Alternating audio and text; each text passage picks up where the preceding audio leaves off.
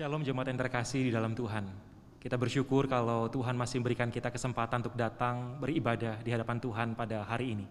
Tuhan hadir bersama dengan saudara dimanapun saudara berada. Karena itu mari siapkan hati untuk masuk dalam ibadah pada hari ini.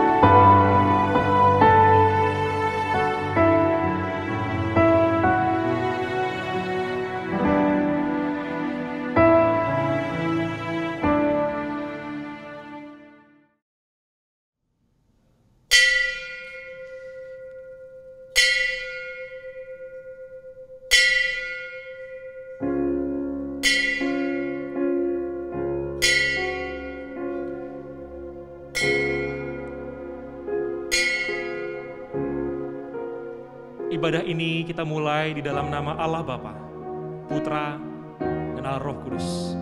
Biarlah kiranya berkat dari Allah Tritunggal menyertai kita dalam ibadah ini. Jemaat yang terkasih dalam Tuhan, dengarkanlah panggilan ibadah yang Tuhan berikan pada kita pada hari ini. Firman Tuhan, "Aku hendak mengagungkan Engkau ya Allahku, ya Raja, dan aku hendak memuji namamu untuk seterusnya dan selamanya." Pujilah Tuhan, hai jiwaku. Aku hendak memuliakan Tuhan selama aku hidup, dan bermazmur bagi Allahku selagi aku ada.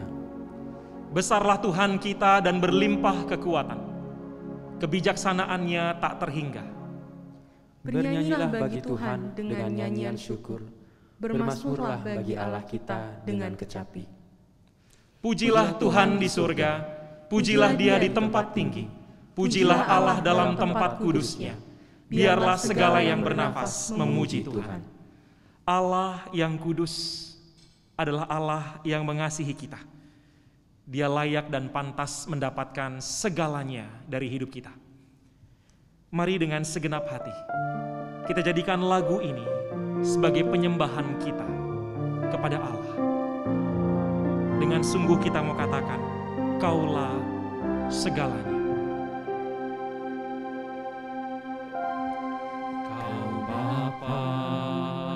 Yang mengasihiku, kuasa-Mu memulihkanku, hati yang baru Kau berikan untukku dapat melihat rencana-Mu indah bagiku. Kau ada di setiap jalanku. Hatiku haus dan lapar akan Engkau. Kaulah segalanya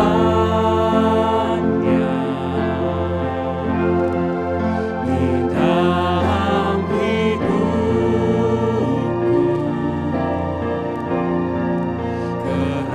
Kerajaan-Mu, kebenaran-Mu,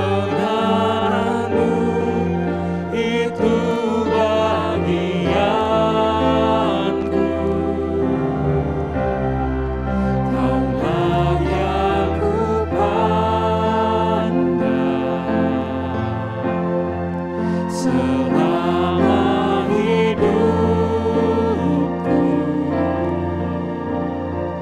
Mengasihi-Mu, memuliakan-Mu,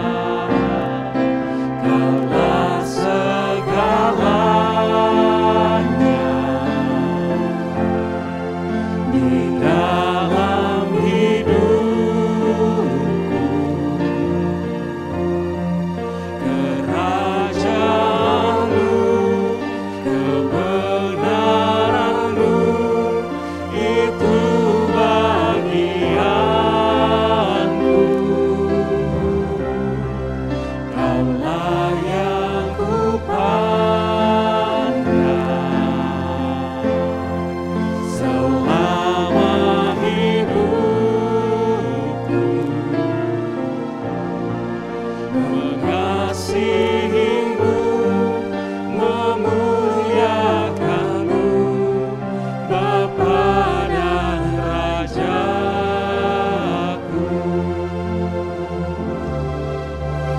Kaulah segalanya di dalam hidupku.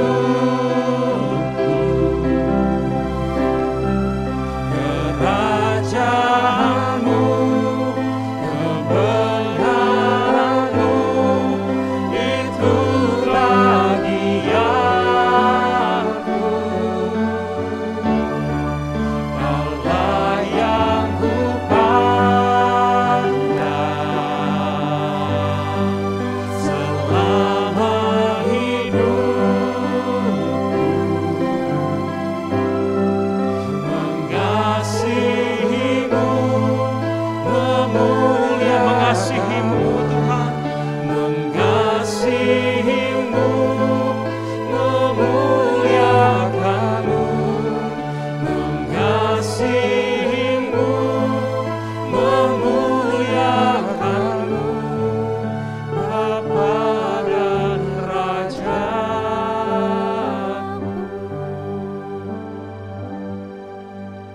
mari kita berdoa. Kepada Engkau ya Allah Tritunggal, Engkau Allah yang mengasihi kami, Engkau Allah yang menebus kami dari segala dosa kami, Engkau Allah yang memelihara kami dan terus setia di tengah segala pergumulan yang saat ini sedang kami alami. Kepada Engkau ya Allah Tritunggal, kami menaikkan segala pujian, kemuliaan, penghormatan kami. Karena kalau kami ada dan masih bisa beribadah hari ini, semua hanya karena kebaikan-Mu. Dan hari ini kami juga kembali menaikkan segala ucapan syukur kami. Karena kami tahu Engkau adalah Allah yang setia dan Engkau juga adalah Allah yang mengampuni segala dosa kami. Terima kasih karena di tengah-tengah segala kelalaian kami, di tengah-tengah segala kemalasan rohani kami, Tuhan, Engkau masih memberikan kami waktu ini. Karena itu kami sungguh bersyukur Tuhan, karena Engkau mengampuni dosa kami, Engkau memaafkan kami, dan Engkau memberikan kami kesempatan lagi untuk bisa kembali menjalani hidup sebagai orang Kristen yang memuliakan Tuhan. Maka hari ini, biarlah Tuhan Engkau berkenan terhadap segala pujian, penghormatan kami.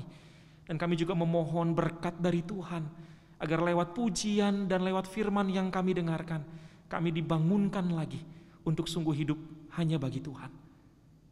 Inilah doa kami. Di dalam nama Tuhan Yesus, Allah kami yang hidup, kami berdoa. Amin. Saudara yang terkasih dalam Tuhan, firman Tuhan sebagai berita anugerah dan petunjuk hidup baru buat setiap kita, terambil dari Yakobus pasal 1 ayat 12 yang berkata demikian. Berbahagialah orang yang bertahan dalam pencobaan, sebab apabila ia sudah tahan uji, ia akan menerima mahkota kehidupan yang dijanjikan Allah kepada barang siapa yang mengasihi Dia. Kristus telah menebus dosa kita dan Dia selalu setia beserta dengan kita. Itulah alasan kita bisa bersyukur dan bersukacita di dalam kehidupan kita saat ini. Mari dengan sukacita kita memuji Tuhan Yesus yang mengasihi kita. Ku bernyanyi, puji Yesus. Hatiku bersukacita karena Ia selamatkanku. Kasih-Nya amat ajaiblah yang menghapus dosaku. Ku bernyanyi puji Yesus, bagiku Ia terindah.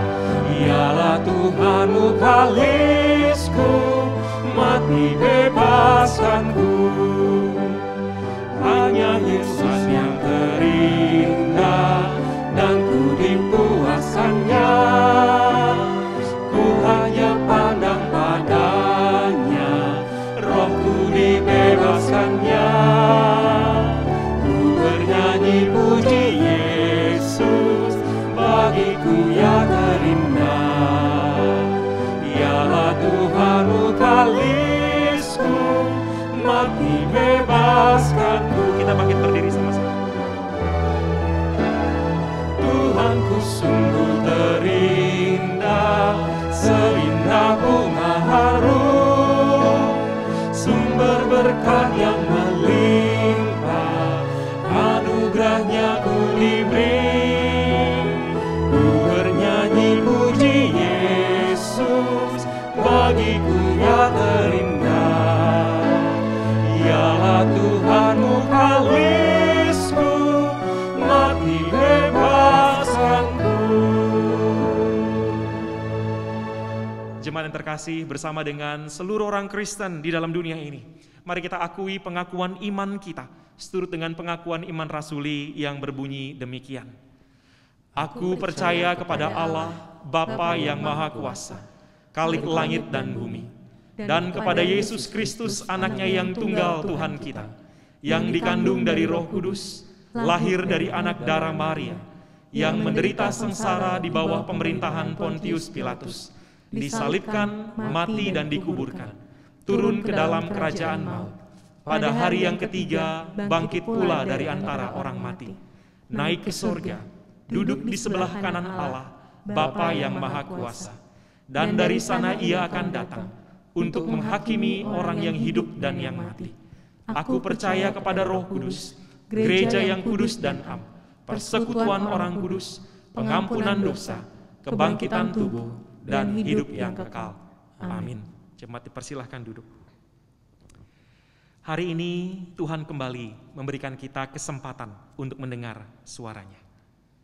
Maukah kita membuka hati kita kepada firman Tuhan untuk memurnikan, menguduskan, dan menguatkan hidup kita?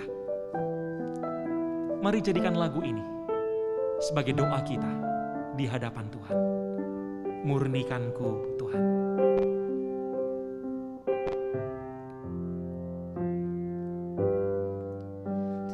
Aku datang tertunduk malu, Engkau lihat ke dalam hatiku. Inilah aku hamba-Mu, namun tujuan hidupku hanya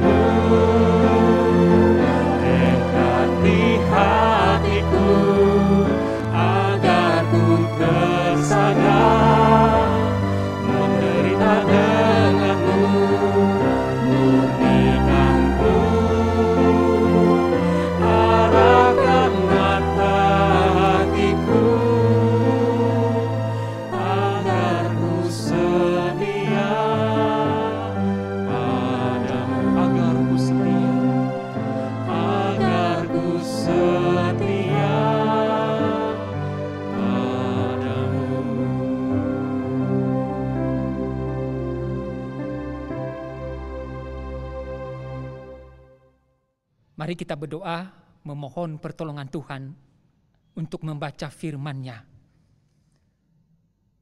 Bapa kami yang di surga, kami merendahkan diri di hadapan-Mu, memohon pertolongan-Mu ya Tuhan, untuk membaca dan merenungkan firman-Mu. Kami menyadari keterbatasan kami, khususnya hamba-Mu.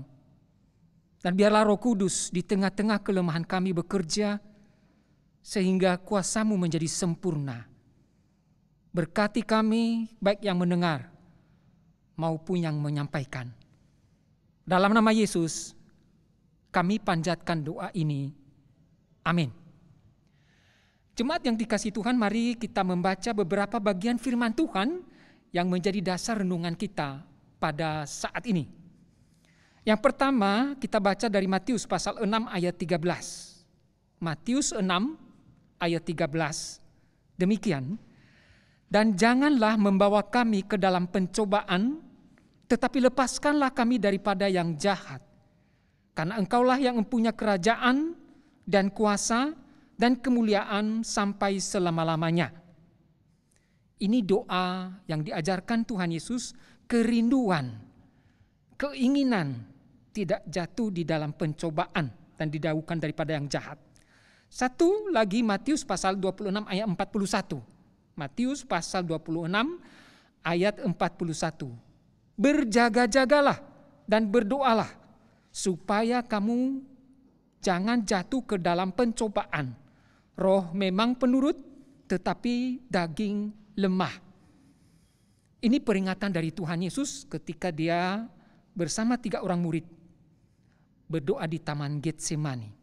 Satu lagi Yakobus 1 ayat 13 sampai 15. Yakobus 1 ayat 13 sampai 15. Demikian firman Tuhan. Apabila seseorang dicobai, janganlah ia berkata, pencobaan ini datang dari Allah. Sebab Allah tidak dapat dicobai oleh yang jahat, dan ia sendiri tidak mencobai siapapun. Tetapi tiap-tiap orang dicobai oleh keinginannya sendiri. Karena ia diseret dan dipikat olehnya. Dan apabila keinginan itu telah dibuahi, ia melahirkan dosa. Dan apabila dosa itu sudah matang, ia melahirkan maut. Satu lagi terakhir, 1 Yohanes pasal 2 ayat 16 sampai 17. 1 Yohanes pasal 2 ayat 6 sampai 17. Sebab semua yang ada di dalam dunia, yaitu keinginan daging dan keinginan mata serta keangkuhan hidup, bukanlah berasal dari Bapa, melainkan dari dunia. Dan dunia ini sedang lenyap dengan keinginannya, tetapi orang yang melakukan kehendak Allah tetap hidup selama-lamanya. Demikian pembacaan firman Tuhan Bapak Ibu. Saya seorang pengagum Michael Jackson, bukan mengidolakan. Idola saya hanya satu, Tuhan Yesus. Saya mengagumi beliau, pemilik gerakan dansa moonwalk, seperti gerakan bulan, halus, yang sangat menginspirasi industri pop, musik pop sampai sekarang. Tak terkecuali beberapa artis terinspirasi olehnya seperti Usher, Justin Timberlake, Chris Brown, dan Justin Bieber. Itu orang-orang terkenal dan mereka mengaku sangat diinspirasi oleh Michael Jackson. Orang ini luar biasa. Bahkan beberapa orang mengatakan tidak akan ada orang yang sama dan dapat mencapai, menyamai kehebatannya. Tidak akan ada orang yang sama dan menyamai kehebatannya. Mari kita perhatikan beberapa pencapaian yang telah dilakukan oleh Michael Jackson ini Bapak Ibu. Yang pertama, diakui bahwa ia seorang artis berpenghasilan tinggi. Berpenghasilan tinggi. Mengalahkan legenda rock and roll Elvis Presley dan penulis lagu Beatles John Lennon. Dalam 1 tahun pertama sejak meninggal, bukan waktu hidup, Kalau waktu hidup lebih lagi. Dalam tahun pertama sejak meninggal, Michael Jackson mengumpulkan 1 miliar US dollar. 1 miliar US dollar 1 tahun pertama. Kemudian ia memiliki kontrak rekaman paling besar 9 bulan setelah meninggal. Jadi selama hidup, tidak usah dikatakan lagi. 9 bulan setelah meninggal, ahli warisnya menandatangani persetujuan dengan Sony Record senilai 290 juta US dollar. Luar biasa. Itu untuk meluncurkan album yang belum sempat direkam karena dia meninggal dunia. Lagunya paling banyak diretas oleh hacker. Dalam sehari katanya 50.000. Itulah sebabnya Sony sebagai yang diberi hak memperketat keamanan situsnya agar jangan diretas. Kemudian klub musik dan DJ di seluruh Amerika Serikat mulai dari Washington DC, Los Angeles hingga New York City serta kota-kota besar di Amerika bahkan di seluruh dunia merayakan pesta kelahiran King of Pop ini setiap tahunnya. Tak ketinggalan produser DJ Spina, ini orang terkenal, selalu ikut dalam pesta yang diselenggarakan serentak di Amerika. Melebihi perayaan ulang tahun seorang presiden Amerika sendiri. Kemudian menurut News One, ia merupakan artis yang paling banyak mendapatkan penghargaan sepanjang hidupnya. Apa itu? Antara lain 25 gelar dari Guinness World Record, 40 dari Billboard Award, 13 piala Grammy, 26 dari American Music Award. Dan di bidang kemanusiaan, Michael Jackson mendapat banyak gelar karena dia memperjuangkan perdamaian, persamaan hak-hak antara kulit hitam dan kulit putih, dan juga di bidang pendidikan. Mungkin Bapak Ibu masih ingat lagunya We Are the Children, We Are the World yang begitu mendunia. Luar biasa. Inilah pencapaian Michael Jackson. Tetapi kenapa hidupnya berakhir dengan tragis? Mati di dalam usia masih muda, usia produktif, 50 tahun. Mengapa dia berakhir hidupnya di tengah tragis demikian? Masa-masa produktif. Banyak orang juga yang mengalami kehancuran hidup seperti Michael Jackson. Mungkin engkau dan saya akan mengalami hal yang sama. Hal yang sama menghancurkan kehidupan keluarga, kehidupan bernegara, kehidupan gereja, kehidupan apa saja. Apa penghancur yang dahsyat itu? Bagian firman Tuhan yang kita baca hari ini, khususnya dalam Yakobus pasal 1 ayat 14. Keinginan. Tetapi tiap-tiap orang dicobai oleh keinginannya sendiri. Ia diseret dan seterusnya. Tiap-tiap kita dicobai oleh keinginan kita sendiri, bukan yang lain. Keinginan ini bertolak belakang dengan keinginan kita di dalam doa. Ketika kita berdoa yang diajarkan Tuhan Yesus, jangan membawa kami ke dalam pencobaan. Selaras dengan keinginan yang diperingati Tuhan Yesus kepada murid-muridnya di Taman Getsemani, yaitu keinginan daging yang lemah. Keinginan yang sudah dirusak dan dipengaruhi oleh dosa. Bapak Ibu, pada mulanya keinginan ini netral, normal. Karena ketika Allah menciptakan manusia, Ia memperlengkapi manusia dengan keinginan atau kehendak ini. Agar manusia boleh menikmati berkat-berkat Allah, bergaul dengan Allah, boleh memuliakan Allah, dan mengerjakan apa yang diperintahkan Allah kepada mereka. Itulah sebabnya Yakobus berkata di dalam pasal 1, Yakobus pasal 1 ayat 17. Tiap pemberian yang baik dan setiap anugerah yang sempurna datangnya dari atas, diturunkan dari Bapa segala terang. Padanya tidak ada perubahan atau bayangan karena pertukaran. Tiap yang baik, pemberian yang baik, setiap anugerah yang sempurna datangnya dari Bapa, dari atas. Bapa segala terang. Contohnya Bapak Ibu, keinginan tidur.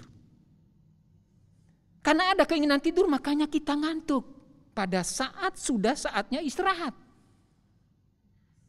Makanya Allah mewadahi ini dengan apa? Dia mengatur adanya malam.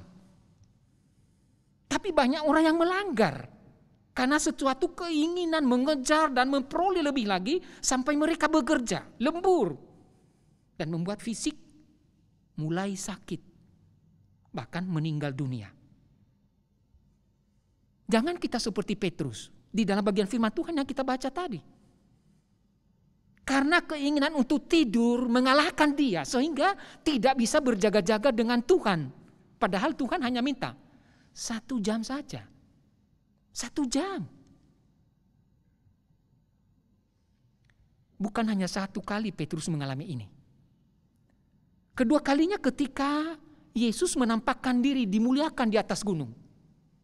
3 orang murid yang sama di bawah, retreat kalau boleh dikatakan begitu. Tuhan Yesus sebagai tuan rumah. Pembicaranya Tuhan Yesus, Musa, Elia. Tetapi ketika sampai di atas gunung, 3 orang murid ini tidur. Tidur. Keinginan ngantuk tidur itu tidak bisa mereka tahan. Sehingga mereka tidak bisa menikmati retreat itu. Setelah selesai, baru mereka bangun. Retreat sudah selesai, kesempatan sudah terbuang. Bapak Ibu, keinginan makan. Itulah yang membuat kita lapar. Dan kita makan agar kita sehat, kemudian pulih tenaga. Tuhan merancang demikian. Tapi jangan kita makan seperti Hawa. Dia makan bukan karena lapar, tapi karena dikuasai oleh keinginan daging. Walaupun Tuhan sudah larang, tetapi dia makan. Padahal masih banyak buah yang bisa dimakan, bukan? Itulah yang aneh. Menurun kepada kita sampai sekarang. Ketika dilarang sesuatu, kita penasaran. Kenapa dilarang? Kenapa dilarang? Lalu akhirnya kemudian tergoda melakukan, mengambil, melanggar. Bapak Ibu, berikutnya keinginan dicintai dan mencintai. Tuhan merancang kita demikian sebagai makhluk sosial. Sehingga kita boleh menikmati dan bersosialisasi, bersosial. Mulai dari berpacaran, berkeluarga, bergereja, dan bernegara. Tetapi jangan seperti Daud. Yang sudah memiliki sekitar 4 istri, mencintai istri orang. Cinta itu harus terkontrol. Jadi Bapak Ibu, ketika keinginan itu digunakan sebebas-bebasnya, keinginan itu liar, maka manusia terbawa untuk memberontak kepada Allah. Untuk melawan perintah Allah. Dan itulah yang terjadi kepada Adam dan Hawa. Dosa karena keinginan. Keinginan itu dibuahi. Itulah yang merusak manusia dan keturunannya. Dan menimbulkan penderitaan sehingga bumi menjadi terkutuk. Keinginan yang sudah dirusak dosa inilah terus menerus merongrong manusia sampai kepada zaman ini. 1 Yohanes pasal 2 ayat 16 sampai 17 mengingatkan kita, sebab semua yang ada di dalam dunia ini, yaitu keinginan daging, keinginan mata, serta keangkuhan hidup, bukanlah berasal dari Bapa, melainkan dari dunia. Dan dunia ini sedang lenyap dengan keinginannya. Yohanes membagi keinginan di sini. Keinginan daging, keinginan mata, dan keinginan yaitu kesombongan atau keakuan hidup. Bapak Ibu, ketika Hawa menggunakan matanya tidak seperti yang Tuhan mau, maka di dalam Kejadian firman Tuhan berkata, pasal 3 ayat 6. Perempuan itu melihat mata bahwa buah pohon itu baik untuk dimakan dan sedap kelihatannya matanya. Maka ia jatuh di dalam pemberontakan kepada Tuhan. Memakan buah yang dilarang Tuhan itu. Bapak Ibu, kalau mata dibiarkan liar, dia menikmati keindahan dan kenikmatan dunia, maka ia jelalatan. Atau disebut dengan hijau, melihat tumpukan uang. Kalau sekarang mungkin lebih tepat menjadi merah, karena uang yang paling besar, uang 100.000, merah. Keinginan inilah yang membuat orang menjadi mencuri, merampok, bahkan korupsi. Anehnya kebanyakan yang korupsi itu sudah kaya, sudah punya, melebihi dari kita-kita. Itulah keinginan yang liar. Hal ini menurun kepada Lot. Yang diceritakan di dalam Kejadian pasal 13 ayat 10, yaitu Lot melihat lembah sungai Yordan banyak airnya, seperti taman Tuhan, seperti tanah Mesir sampai ke Zoar. Sehingga mata Lot menjadi hijau.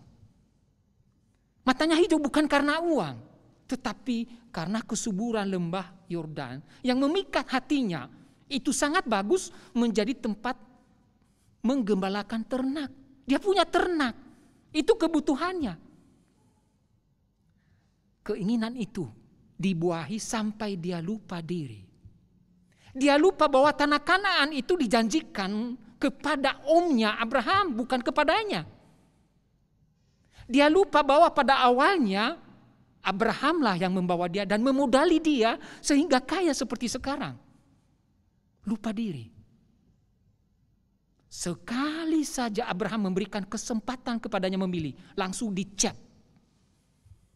Mungkin dia berpikir tidak datang kesempatan 2 kali, hanya 1 kali. Itulah keinginan mata. Kalau dibiarkan, membuat kita lupa diri. Bapak Ibu, tetapi pada akhirnya Lot mengalami kesuraman atas pilihan matanya. Kota Sodom dihancurkan Tuhan karena kejahatannya. Dan terpaksa Lot sekeluarga lari.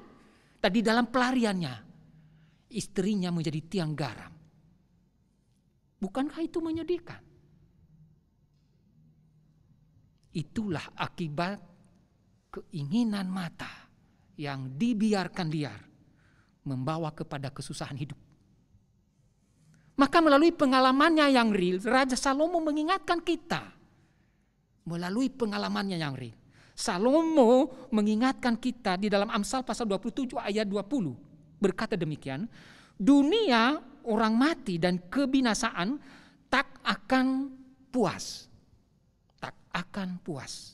Demikianlah mata manusia tak akan puas. Salomo mengatakan ini memang dialami. Tidak cukup 1 istri, tetapi 1000 gundik dan istri. Wah, kalau kita aja 1 istri, kita empot-empot. Bagaimana memelihara itu? Ini 1000. Kenapa demikian? Karena mata. Bapak Ibu, selanjutnya Hawa jatuh di dalam dosa ketika dia membiarkan keinginan hati, keinginan daging, membuahkan dosa.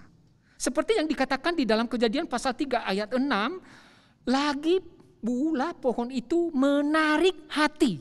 Nah, perhatikan, menarik hati karena memberi pengertian. Ada upah, ada hadiah. Ini yang membuat menarik hati. Membuahi keinginan daging jatuh di dalam dosa. Maka Hawa memakan buah yang dilarang Tuhan. Begitu juga Daud sebagai manusia yang berdosa, ia jatuh dalam hal yang sama. Di dalam 2 Samuel pasal 13 ayat 3. Di mana ia tidak bisa menguasai keinginan hatinya. Setelah melihat Batseba sedang mandi, dia menyuruh orang bertanya, siapa dia? Dan dari informasi itu dia tahu itu istri orang, istri Uria. Tetapi keinginan hati itu tidak bisa dikendalikan. Dia menyuruh orang lagi mengambil Batseba dan tidur dengan dia. Walaupun dia tahu itu istri orang. Keinginan hati itu tidak bisa dikendalikan, jatuhlah di dalam dosa. Lebih lagi dosa yang lain muncul, yaitu apa? Daud membunuh Uria, suami Batseba, dengan licik. Itulah dosa, menimbulkan dosa yang lain. Karena keinginan daging tidak bisa dikendalikan. Bapak Ibu dan Saudara yang dikasihi Tuhan, keinginan berikutnya adalah melalui kesombongan. Seperti yang ditawarkan iblis kepada Hawa di dalam Kejadian pasal 3 ayat 5. Menjadi seperti Allah, tahu tentang yang baik dan yang jahat. Inilah keinginannya, itu kesungguhan hidup yang membawa Hawa untuk melanggar firman Tuhan. Keinginan untuk bebas dan mengatur diri sendiri. Keinginan menjadi tuan atas dirinya, menjadi tuan atas orang lain, bahkan menjadi tuan, raja atas dunia. Banyak orang yang merindukan akan hal ini. Salah satunya Raja Herodes. Ketika Yesus baru lahir, melalui berita dari orang Majus bahwa diketahui ada raja baru lahir. Lalu, apa yang dilakukan Raja Herodes? Ia membunuh bayi-bayi yang masih merah. Bayi-bayi yang masih merah, tidak ada perlawanan. Kehausan atau kesombongan menimbulkan kehausan akan kekuasaan, sehingga apapun dilakukan agar mencapai dan memilikinya. Sekali lagi, kesombongan menimbulkan kehausan akan kekuasaan, sehingga apapun dilakukan untuk mencapai dan memilikinya. Bapak itu Michael Jackson meninggal dunia karena overdosis propofol, yaitu sebuah anestesi bedah yang dilakukan di ruang operasi. Selain itu banyak bekas-bekas luka dan tusukan jarum, obat-obatan terlarang ditemukan oleh dokter yang menangani dia. Dan dalam hal ini diyakini bahwa itu bekas operasi plastik dan tusukan obat-obat karena kecanduan. Operasi itulah dilakukan berulang-ulang sehingga mengubah wajahnya. Yang dulunya dia agak kulit hitam, kalau dikatakan kulit hitam, tapi berubah menjadi seperti orang kulit putih. Hidungnya menjadi mancung dan tajam. Rambutnya yang dulunya keriting menjadi bergelombang, terurai. Dan itulah yang dirindukan Michael Jackson. Akibat daripada berulangnya operasi itu dan obat-obat terlarang membuat Michael Jackson menjadi kecanduan. Menurut seorang psikologi dan juga sekaligus dokter, itu diawali oleh daripada keinginan lebih lagi sampai akhirnya menimbulkan juga menjelimet, yaitu takut tidak berhasil, takut gagal, takut tidak lagi bertambah melebihi dari yang sudah. Itu yang disebut dengan insomnia kronis. Itulah sebabnya Michael Jackson memakai obat, dan obat itu semestinya di bawah pengawasan dokter. Akhirnya kelebihan dosis lalu meninggal dunia.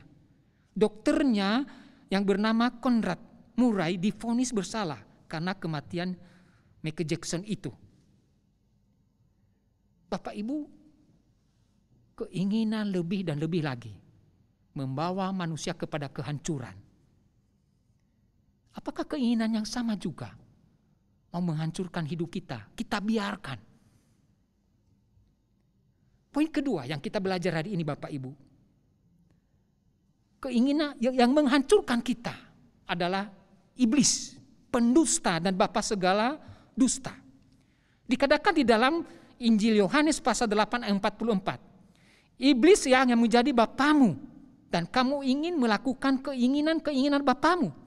Ia adalah pembunuh manusia sejak semula dan tidak hidup dalam kebenaran sebab di dalam dia tidak ada kebenaran. Apabila ia berkata dusta, ia berkata atas kehendaknya sendiri. Sebab ia adalah pendusta dan bapa segala dusta. Musuh kita yang menghancurkan kita adalah jelas iblis. Mungkin kita tersinggung dengan bagian firman Tuhan ini. Iblislah yang menjadi bapamu. Yohanes mengatakan ini kepada orang-orang yang tunduk kepada keinginan iblis, kepada keinginan dagingnya. Karena bukan Tuhan lagi yang menjadi tuannya. Kalimat ini ia adalah pembunuh manusia sejak semula. Itu merujuk kepada Kejadian pasal 3. Di mana Adam dan Hawa jatuh di dalam dosa. Yang membuat manusia jatuh di dalam dosa adalah iblis. Iblis mencobai dengan menawarkan. Dan itu terus dia lakukan dari keturunan satu ke keturunan yang lain manusia. Sampai kepada manusia kedua, yaitu Tuhan Yesus. Ia cobai di padang gurun ketika ada kesempatan. Yesus sedang lapar. Sedang berpuasa 40 hari 40 malam tidak makan dan tidak minum. Metode yang sama dia lakukan. Yaitu apa? Berdusta. Memutarbalikkan kebenaran firman Allah. Supaya manusia menjadi ragu dan akhirnya tergoda. Ia juga Bapak Ibu di dalam mencobai kita, dia lihai, dia licik. Dengan melakukan berbagai cara, bahkan menyamar seperti malaikat terang. Dan ia juga seperti digambarkan Petrus di dalam 1 Petrus pasal 5 ayat 8. Singa yang mengaum. Menakut-takuti orang percaya yang pengenalannya dangkal akan Allah.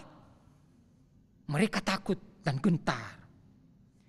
Bapak Ibu perhatikan juga, ia adalah memiliki kemampuan teologi yang sangat mumpuni.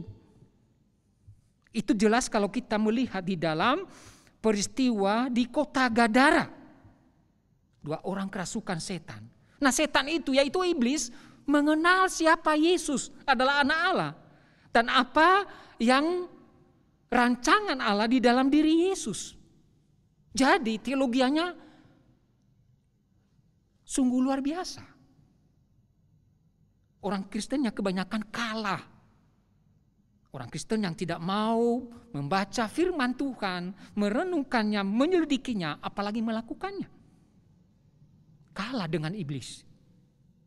Tetapi perhatikan Bapak Ibu, dia hanya menawarkan. Dia menawarkan bagaimana buah di Taman Eden itu begitu indah kepada Hawa. Begitu juga dia tawarkan kepada manusia kedua yaitu Tuhan Yesus. Waktu lapar, jadikan batu menjadi roti agar bisa dimakan. Tetapi bedanya adalah manusia pertama yaitu Hawa menggunakan keinginannya untuk memenuhi keinginan itu sendiri. Dia makan bukan karena lapar, tapi karena dia sudah dikuasai oleh keinginan dagingnya. Beda dengan Tuhan Yesus di tengah lapar dan setengah mati, 40 hari 40 malam belum makan. Dia mengontrol keinginannya. Dan dia dengan berani dia berkata tidak kepada keinginan iblis. Karena keinginannya harus cocok dengan keinginan Bapaknya. Apa? Menyelamatkan manusia. Menyelamatkan engkau dan saya. Itu harus dia wujudkan walaupun resikonya dia harus mati. Itu luar biasa Bapak Ibu. Lalu ingat peristiwa Ayub. Iblis hanya berkuasa melakukan sesuatu kepada manusia ketika Tuhan izinkan.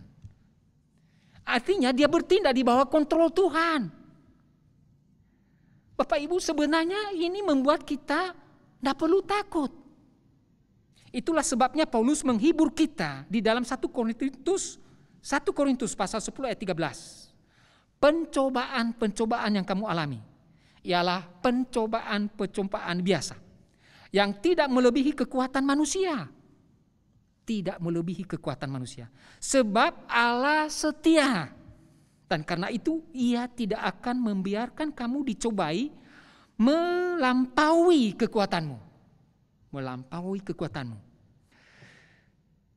Pada waktu kamu dicobai, ia akan memberikan kepadamu jalan keluar. Sehingga kamu dapat menanggungnya. Banyak orang Kristen tidak memahami ini. Sehingga ketika mereka masuk di dalam pencobaan, mereka menyalahkan Tuhan. Mereka berkata bahwa tidak ada Tuhan, tidak mengasihi mereka. Salah itu. Jadi Bapak Ibu, iblis bukan musuh kita yang utama. Karena dia hanya menawarkan. Dia hanya membangkitkan keinginan kita melalui mata dan kelicikannya. Makanya ada satu lagu yang merupakan real dari kehidupan penulisnya. Ku ada 3 musuh, ialah ku sendiri. Selalu tak taat Tuhan, ingatkan jasmani. Aku ingin sertahu, tapi ku tak sanggup. Si aku yang ku benci, halangi kehendakmu. PPK 214. Sangat bagus lagu ini kita terus nyanyikan untuk mengingatkan kita ketika kita jatuh jangan nyalakan Tuhan. Jangan nyalakan dulu iblis. Tapi kita sendiri, keinginan kita yang sudah rusak oleh dosa. Bapak Ibu, dan yang membuat kita sangat sulit untuk menjaga kekudusan hidup di dalam pencobaan ini adalah, ini penting. Keinginan kita dengan iblis berkolaborasi, bekerja sama. Dalam arti begini, iblis bekerja mulai dari yang ringan. Yaitu tadi menawarkan, membangkitkan keinginan kita. Sampai kepada hal yang serius yaitu apa? Merasuk kita. Merasuk. Sama seperti yang dia kerjakan kepada Raja Saul. Alkitab mengatakan bahwa Saul menjadi gila karena roh Allah meninggalkan dia. Dan roh jahat masuk merasuk. Itulah sebabnya ia terus memburu Daud. Tetapi anehnya, bukannya Daud bisa dia bunuh. Justru dia bunuh diri sendiri karena terdesak di dalam peperangan melalui apa? Menjatuhkan diri di atas pedangnya. Aneh bukan? Mau membunuh orang lain, justru bunuh diri sendiri. Itulah orang yang keinginannya tidak terkendali dan sudah menguasai dia. Bapak Ibu, celakanya kita semakin sulit mengendalikan keinginan ini. Karena keinginan ini bersama-sama dengan kita. Di waktu tidur, di mana saja, kapan saja. Tak pernah terpisahkan dengan kita. Bahkan ia menyusup ke dalam kedagingan kita.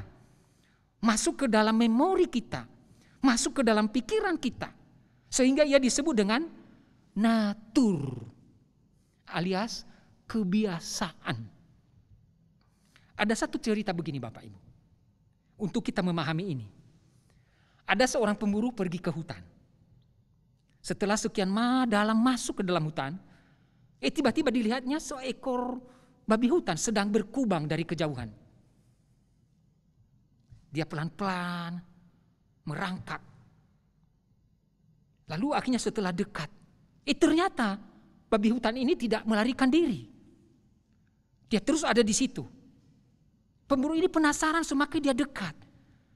Nah, setelah dia dekat dia melihat babi hutan ini kakinya patah dan mulai membusuk. Melihat kondisi demikian, pemburu ini menjadi iba. Bukannya dia menembak, tapi membawa babi hutan ini keluar ke rumah.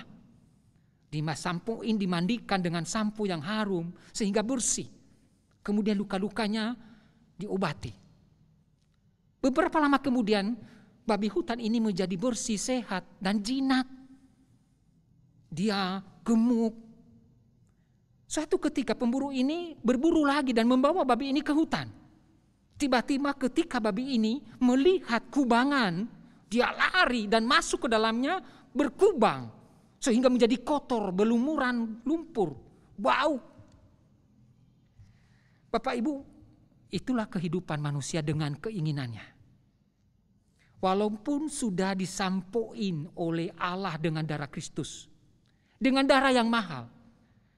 manusia bisa jatuh di dalam dosa.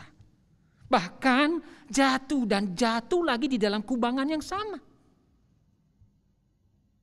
Itulah yang terjadi, Bapak Ibu. Dan semestinya kita harus waspada agar kita tidak jatuh di dalam dosa lagi. Bapak Ibu, beberapa waktu yang lalu, mungkin sekitar 3 hari, disiarkan di sebuah televisi, seorang penumpang pesawat dari Hari Perdana Kusuma. Dia ketangkap. Kenapa? Dia memasukkan surat-surat yang dipergunakan mulai dari hasil tes negatif, padahal dia positif setelah dites. Namanya diganti, dia pakai cadar seperti penampilan perempuan. Tapi akhirnya kelihayannya itu tidak mengelabui petugas. Ia ditangkap dan dibawa ke kantor polisi. Ia tidak bisa melanjutkan perjalanan. Padahal bukankah COVID ini sudah menelan begitu banyak jiwa? Kenapa keinginan ini tidak bisa dikendalikan? Tinggal di rumah dulu. Tadi beberapa televisi yang lalu juga menyiarkan ada orang mencuri, mencopet, bahkan ada yang membunuh. Alasannya seperti masuk akal. Karena kehabisan uang, karena kelaparan, karena di PHK, karena pandemi. Tapi pertanyaannya, apakah boleh kita menghalalkan cara untuk berbuat yang jahat? Atau kita berkata mungkin kesempatannya hanya 1 kali saja di tengah pandemi.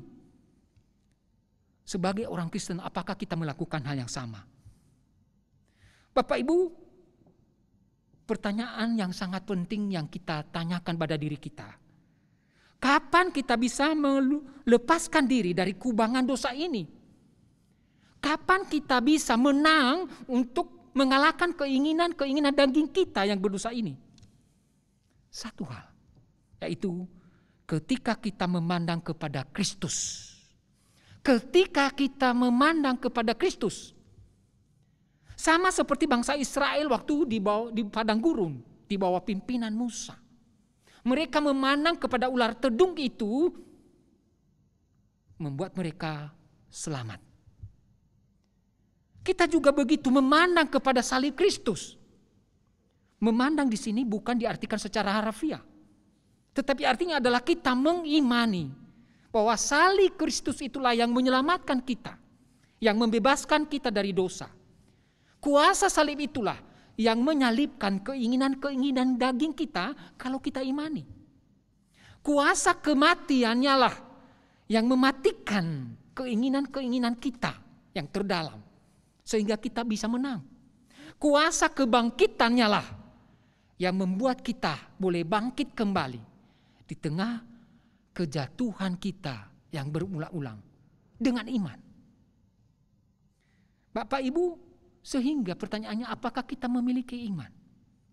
Kalau kita memiliki iman yang demikian, maka bersama Paulus di dalam 1 Korintus pasal 15 ayat 55 kita bisa berkata, "Hai maut, di manakah kemenanganmu? Hai maut, di manakah sengatmu?" Kenapa? Maut sudah dikalahkan ketika Yesus mati, bangkit, dan naik ke surga. Kemudian kita bisa berkata di ayat 57, "Tetapi syukur kepada Allah yang telah memberikan kepada kita kemenangan oleh Yesus Kristus Tuhan kita." Kita sudah menang. Hanya masalahnya daging ini masih ada di dalam tubuh kita. Tak pernah terpisah dengan kita. Suatu saat dia akan bangkit seperti naga dan bisa mengalahkan kita. Tapi kita harus memandang kepada Kristus. Tetapi perhatikan, Allah memberikan kepada kita roh keberanian, bukan roh ketakutan. Sehingga kita menjadi pemenang, bukan pecundang. Kiranya Tuhan menolong kita Bapak Ibu menjalani kehidupan di dalam dunia ini. Banyak godaan, ada keinginan yang sudah jatuh dalam dosa. Tapi mari kita memegang salib Kristus. Amin. Mari kita berdoa. Bapa kami yang di surga, terima kasih atas firman-Mu hari ini. Mengingatkan kami kenapa kami selama ini jatuh di dalam dosa dan sangat sulit menjaga kekudusan hidup. Kami susah mengendalikan keinginan kami ya Tuhan. mulai dari keinginan daging, keinginan mata, kesombongan, dan keangkuhan hidup. Belum lagi itu ditunggangin iblis, mempengaruhi kami. Sehingga kami akhirnya lemah.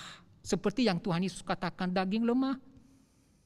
Tetapi Engkau memberikan kepada kami kuasa, yaitu kematian itu, mematikan keinginan daging kami. Kuasa kebangkitan itu memberikan kami kemampuan untuk bangkit kembali di tengah kejatuhan kami. Tolong kami Tuhan. Di dalam perjalanan hidup kami, biarlah keinginan kami hanya memuliakan Tuhan saja dengan setia. Bapa Surgawi, kami berdoa juga bagi seluruh jemaat. Ada yang kena COVID. Mungkin saat ini mereka dihantui dengan ketakutan. Gantikan itu dengan pengharapan. Damai sejahtera. Ketenangan. Bahwa mereka yakin Engkau ada dan tak pernah meninggalkan mereka. Dan kami memohon biarlah Engkau tergerak oleh belas kasihan-Nya Tuhan. Menjamah mereka agar sembuh. Engkau juga memelihara hidup mereka dengan memberi kecukupan di dalam biaya pengobatan, di dalam kebutuhan sehari-hari, apalagi di tengah pandemi. Kami berdoa bagi keluarga, Engkau tolong mereka. Sehingga mereka boleh mampu mendampingi keluarga yang ada dengan sabar, dengan kuat, dan dengan hikmat bagi Tuhan. Kami berdoa juga bagi jemaat-jemaat khususnya usiawan. Mungkin mereka tertekan karena hanya tinggal di rumah. Dilarang ke pasar, dilarang kemana-mana. Karena mereka memang riskan kena COVID ini. Hiburkan mereka ya Tuhan. Engkau hadir bersama mereka. Dan menguatkan serta menumbuhkan iman mereka. Agar mereka sabar sampai pandemi ini selesai. Kami berdoa juga bagi jemaat-Mu ya Tuhan. Khususnya di tengah-tengah mengerjakan pekerjaan para pengusaha, para karyawan, tolong mereka di dalam bagian mereka masing-masing. Ketika mereka putus asa, beri pengharapan. Ketika mereka sudah lelah, Engkau memberikan semangat yang baru. Sehingga mereka bisa melanjutkan hidup dan pekerjaan serta keluarga mereka. Kami berdoa bagi bangsa dan negara kami di tengah melonjaknya COVID ini. Engkau yang menolong presiden, para pejabat di daerah sampai ke bawah. Beri mereka semangat dan biarlah mereka melakukan yang luar biasa di tengah kondisi yang luar biasa ini. Sehingga pandemi ini dapat diselesaikan. Ekonomi dapat dipulihkan kembali khususnya di Bali. Tolong Tuhan kami memohon. Bapa Surgawi, kami berdoa bagi gereja-Mu di tengah-tengah merancang program tahun depan. Engkau yang memimpin hamba Tuhan. Beberapa waktu yang akan datang akan ada pembinaan. Engkau yang memimpin khususnya hamba-Mu Pak Jenny. Biarlah urapi dengan kuat kuasa Roh. Khususnya keluarga ini kami berdoa Engkau yang memulihkan mereka. Di tengah juga terpapar. Terima kasih Tuhan Yesus. Pimpin hidup kami selama 1 minggu yang akan datang. Dalam nama Yesus kami berdoa. Yang telah mengajar kami berdoa demikian.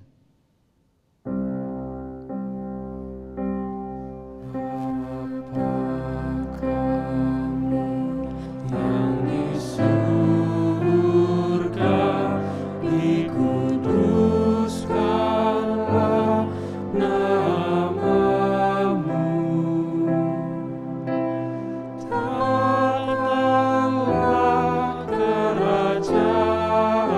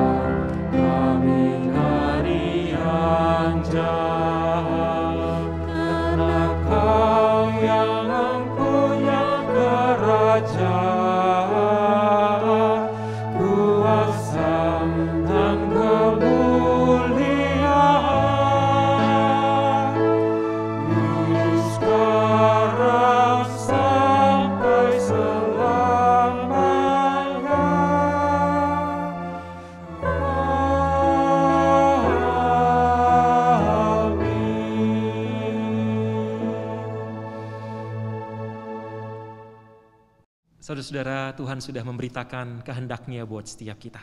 Mari kita responi dengan hati yang mau sungguh memberi yang terbaik kepada Tuhan. Kita akan memberikan persembahan kepada Tuhan, dan biarlah uang yang kita persembahkan ini menjadi pengingat buat kita bahwa Allah kita telah memberkati kita lebih melimpah. Bila gelombang kehidupan menimpa, hati jadi takut dan putus asa.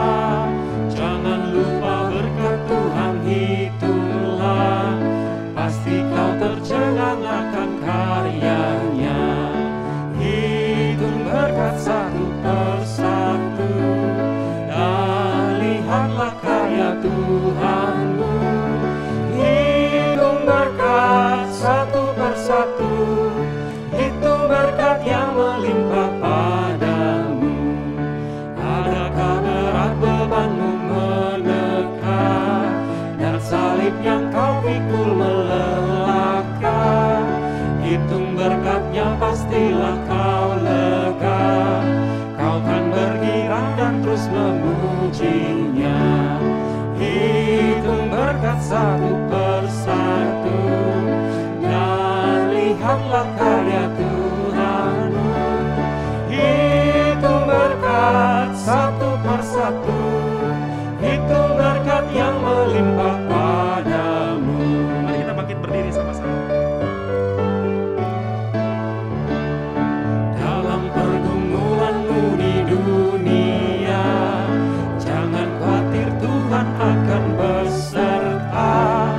Ia mengirim malaikatnya menjaga, membimbing, menghiburmu sampai surga. Hitung berkat satu persatu, dan lihatlah karya Tuhanmu. Hitung berkat satu persatu, hitung berkat yang melimpah padamu. Mari kita berdoa, menyerahkan persembahan kita kepada Tuhan. Bapa kami yang di surga, inilah persembahan yang kami berikan kepada Tuhan. Di dalam segala tekanan hidup yang kami alami di masa pandemi ini, kami sungguh berdoa biar kiranya persembahan ini berkenan di hadapan Tuhan. Dan terus ajar kami untuk melihat ada begitu banyak berkat Tuhan yang melimpah, yang Tuhan sudah berikan, yang membawa kami sampai pada saat ini tetap boleh mengalami Tuhan yang baik, yang hidup, yang beserta kami. Tuhan, kami sungguh berdoa biar kiranya Tuhan menolong kami terus tetap setia di tengah-tengah masa yang sulit ini.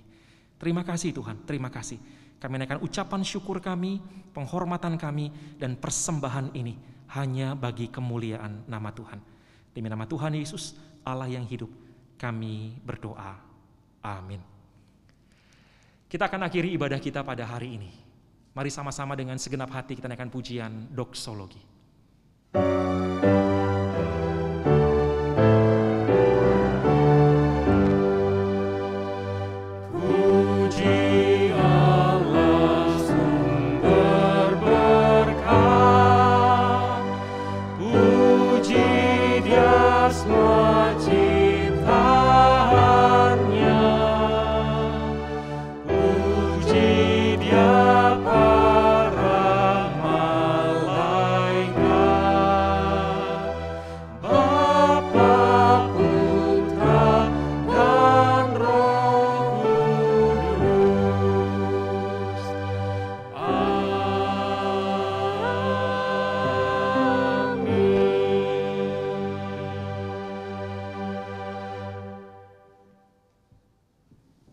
Jemaat yang dikasihi Tuhan, marilah kita pulang. Dan biarlah di dalam setiap keinginan kita boleh memuliakan Tuhan. Damai sejahtera dari Allah Bapa, kasih Yesus Kristus, pertolongan Roh Kudus yang menyertai kita dari sekarang sampai selama-lamanya. Amin.